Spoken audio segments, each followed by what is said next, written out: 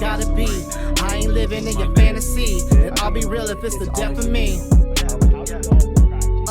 I'ma be who I gotta be, and I don't care who you pretend to be, cause I'll be real if it's the death of me. All right, so something else I thought about is like, you know, the art aspect of this.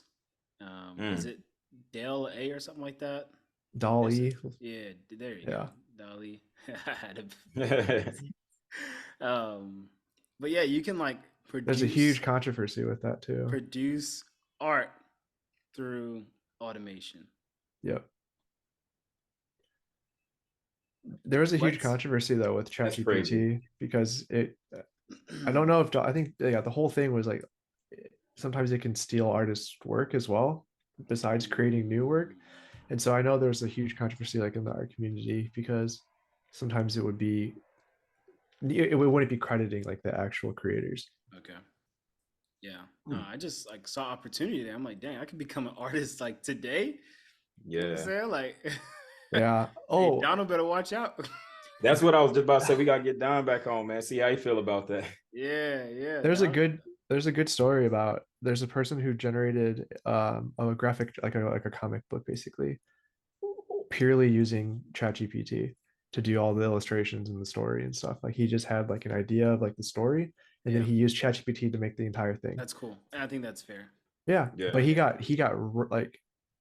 roasted online for it because people were like, you're cheating, you're taking a shortcut, like you don't deserve, I'll have to find the story so we can link it. But it was I actually read it. But what if he was like upfront and honest about that though? If he was, then I'd be like, hey, I mean, he leveraged artificial intelligence. That's pretty cool. No, he said it up front. The whole thing. He like I don't get that. It was known. It was a children's book. Yeah, it was a children's book. He made a children's book using ChatGPT, and it sparked a huge debate on the ethics of using AI generated art and like taking the creative out of the process. And like look at all the movies that we have. What are you talking about? Yeah, all the movies have literally green screens behind everything. But you know what?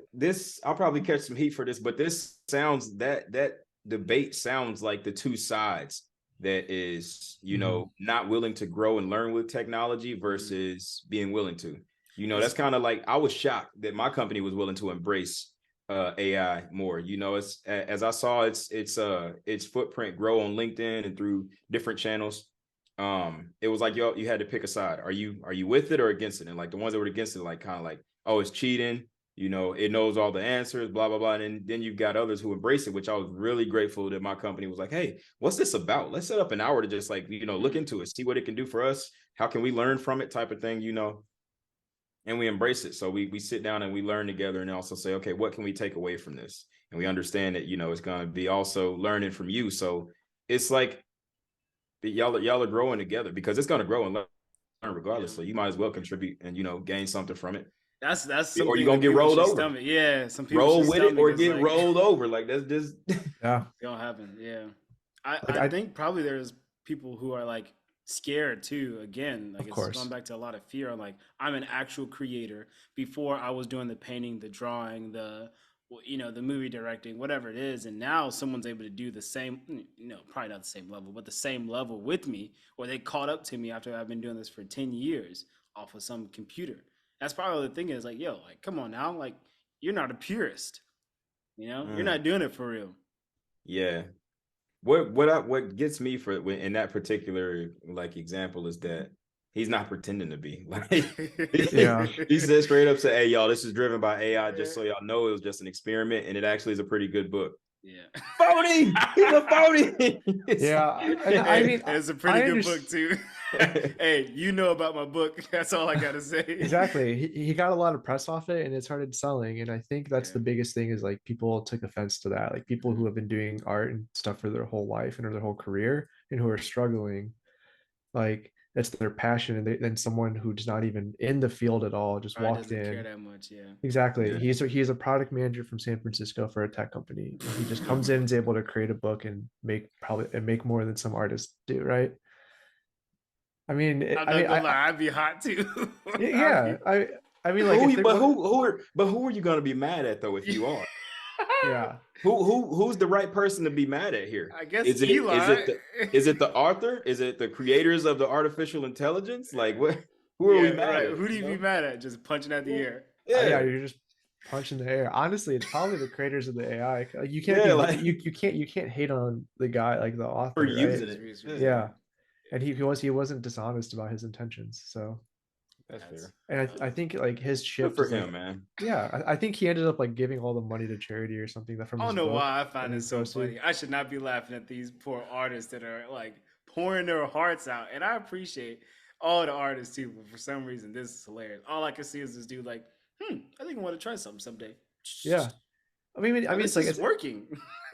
maybe I'll try it. He's like, maybe I should try it tomorrow. Close his computer, starts again, another hour or two. Yeah, dang. It's not like a same example, but it's like, you know, you work hard in the gym for a year and someone if there was like if there was a steroid that gave you instant strength, if someone took steroids for like a month and it gives you instant strength and they're like doubling all of your lifts and then you gonna hop on the juice with me or what? Exactly. You want these gains for real or no? You know, but you want to be big or no?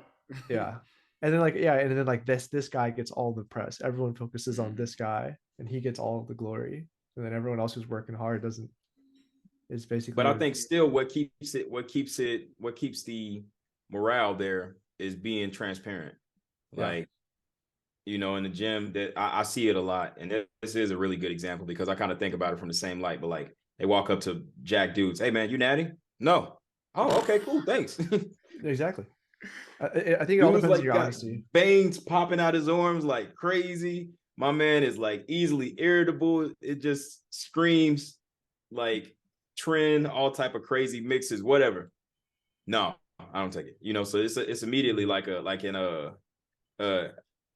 just makes it hard to like you said, even want to bodybuild, even want to compete or anything like that, because you got. Those are the phonies to me. Like the ones that are like, if somebody's using AI to create content or create whatever, and they're like claiming it as their own, that's the people I would be mad at, you know? But if somebody's like making it, it's like, look, man, this ain't me. This ain't my talent. Okay, I'm gonna let you know that now. I do not own the rights to this content. I do. Yeah, this was made by blah, blah, blah. Cool. Product of trend. Cool. You know, I get it. That's hilarious. As we wrap this up, I'm curious, and y'all can definitely chime in if y'all got something else too, but I'm curious on y'all. Number one, how do you think this is going to affect your life? Like directly affect your life, whether it's your career, your personal life, productivity, more free time, like whatever. How do you think it's going to affect your life? And then where do you think it'll be?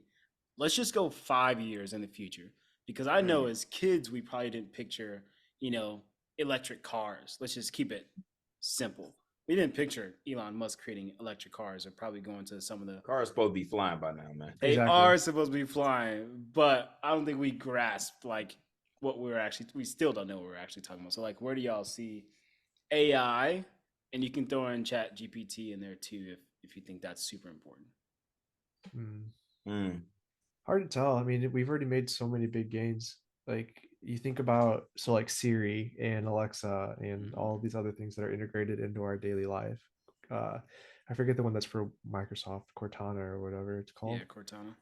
But like those are all the benefactors of AI and machine learning. Like machine learning kind of is a little, I don't know, a subset of AI. So like it'll help analytics in business. It helps it like I think there's a lot of, as AI grows and becomes, and people figure out how to adapt it better, I think it'll help. It is going to help life. It's going to help a lot of things make more progress, in my opinion, because it is going to be more efficient and optimize things that might not be as optimized right now. Yeah, I immediately think of what Kenny said, and he was talking about like, if you're competing repetitive tasks, then it should probably be automated. So like, I'm somebody who's pretty big on like making things easier for myself. So I'll do some digging into any automation or AI that can improve my life or give me back some time, stuff like that. So like, I'm type of person, I could tell my phone to turn on the lights in the house, stuff like that. So I think really it's just going to be it's just going to be a continuous cycle of asking those questions. Like, what are we doing that's repetitive? What are we doing that is taking so much of our time? How can we trim that down some? What is a repetitive task? what are we okay with letting artificial intelligence do? So I think it's just going to be a continuous cycle of that. And we're just going to continue to keep like adding things. And so before you know it, like we're going to probably like look up and like refrigerators going to be opening on their own. Like, you know, cars are going to be pretty dialed in terms of self-driving cars, in my opinion. Like everybody wants time back. Mm-hmm. So honestly, like taking a large portion of the human aspect out of it just so you can have more time back. To do other things. And I think that's the biggest, most important part, is that AI isn't going to necessarily dominate or take over our lives or our jobs, but it's going to take away the menial tasks that take up our time. Yeah. Free us I think that's what everybody's, that's the first thing you think of, right? Like when you see something, a new piece of technology come out, you think of like, how can I use that? Or what can that do for me? Mm-hmm. Oh man, you know what? That could like, I could only imagine how many times I've left my oven on. If I could just say, you know what? Run this automation to make sure that it's turned off. I don't have to turn around and go home. You know, little stuff like that. You try to find like a use case to where you can get some immediate quality and value out of it and get some time back. So yeah. I remember when they first started, I think this is a thing. I'm pretty sure this wasn't a dream, but they started coming out with refrigerators that automatically pretty much put in an order for you. So they knew what you wanted in stock. And you can have it like, hey, stock levels of this and this and this, and it can see how much you are taking out, and it automatically like places the order for you. Y'all see that feature where Teslas can order their own parts? Wow. Let me tell you something. If I had a Tesla and I woke up and that thing was ordering its own stuff, it's like the equivalent of saying, it's like hey man, while you was asleep, man, I needed me some new shoes. I just went ahead and put it on your dime. I'll be mad in a mug, man. This thing going back tomorrow. You ordered what? And them tires could have lasted for another at least 2 years. That's crazy, bro. That is hilarious. But some people, but again, you know, like some people get value from that. Some people know that they procrastinate, so maybe they do. Oh, my car went ahead. Oh, you ordered that already? God, dog. That's why I love you. Let me take you for a test drive. Yeah. Or someone comes in, beats the hell out of your Tesla, and then you wake up next day, 30K. Orders this. Hey, look, man, I'm done. You gonna have to get a new one. He'll be here tomorrow. Hey, look, I'm tapped out, bro. I know you just got me, but I'm tapped out, bro. Hey, but Yo, thank you for tuning into the P.E.A.C.E podcast. You know, this podcast actually started off with 4 friends sitting around a table once a week. We were having conversations to educate ourselves about the world around us, talking about what we're dealing with day to day as regular people, and simply to self-reflect. So that's all that you're seeing us do here, and you're getting to see it live. So I challenge you to do the same thing.